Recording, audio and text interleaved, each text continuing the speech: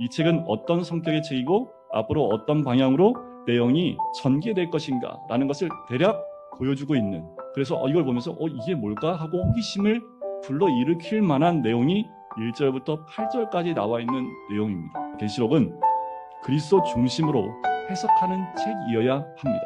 자, 하나님이 전달하신 계시는 몇 가지 특징이 있습니다. 첫 번째 특징이 1절에 나오는데, 이는 반드시 속히 일어날 일을 보이기 위한 계시입니다. 두 번째는 이는 하나님의 말씀과 예수 그리스도의 증거에 대한 요한이 본 것을 기록한 것이 또 특징입니다. 세 번째는 3절에 예언의 말씀이다 라고 얘기하지요. 다시 말씀을 드리지만 예언은 미래에 대한 말씀인 것보다 하나님 말씀을 대신하여 전하는 것이 예언입니다. 결단과 변화, 행함의 윤리를 촉구하는 책임을 보여주고 있는 거죠. 그래서 그 다음에 3절에 보면 읽는 자와 듣는 자, 그 가운데 기록하는 것을 지켜야 하는 자는 복이 있다고 얘기를 합니다. 이제 4절부터 6절까지는 가장 중요한 것이 나옵니다. 그 하나님이 어떤 분인지 4절부터 6절 사이에 우리에게 보여주고 있는 것이죠. 첫 번째는 하나님, 성부 하나님이 먼저 나오지요. 이제도 계시고 전에도 계셨고 장차 오실 이로 이야기를 합니다. 이는 하나님이 인류의 구원을 위해 역사 속에 결정적으로 개입하실 종말이 곧 다가오고 있다라는 그 메시지를 하나님에 대한, 성부 하나님에 대한 모습에서 강조하고 있습니다. 그럼 성령 하나님은요, 그의 보좌 앞에 있는 7영으로 나옵니다. 그 7은 완전성과 충만성을 상징해요. 자, 마지막 성자 하나님에 대해서 이야기합니다. 예수 그리스도에 대한 표현이 세 부분으로 나눠서 나와요. 삼중적으로 묘사되어 있습니다. 첫 번째가 5절에 나오죠. 충성된 증인으로 나와요. 두 번째는 죽은 자들 가운데서 먼저 나신 분, 먼저 나신 분이라는 것은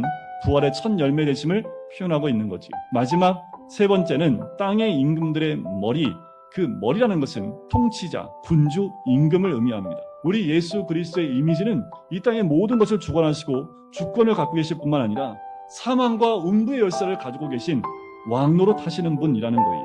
자, 그렇다면 이러한 그리스도의 삼중적인 묘사는 요한계시록을 관통하는 여러 주제의 초점이 결국 예수 그리스도에게로 모아질 것을 암시해주고 있습니다. 이는 동시에 요한계시록 해석의 중심의 틀이 그리스도임을 다시 한번 강조하고 있는 거예요. 그러면서 삼위일체 하나님으로부터 참된 은혜와 평강이 임함을 얘기합니다. 근데 갑자기 분위기가 7절에서 바뀌어요. 하나님께 모든 영광과 존귀와 막 찬양을 드리고 아멘 했는데 갑자기 그분이 구름 타고 막 오세요. 이게 무슨 의미일까? 구름은 성경에서 뭉게구름이 아니라 하나님의 임재와 현현을 의미할 때 이 구름을 표현합니다. 예수님이 구름 타고 오신다는 것은요, 예수님의 영광스러운 재림을 묘사하는 거예요. 예수님의 초림으로 이미 하나님 나라는 이 땅 가운데서 시작을 했습니다. 그리고 예수님의 재림으로 하나님의 나라는 완성될 것입니다.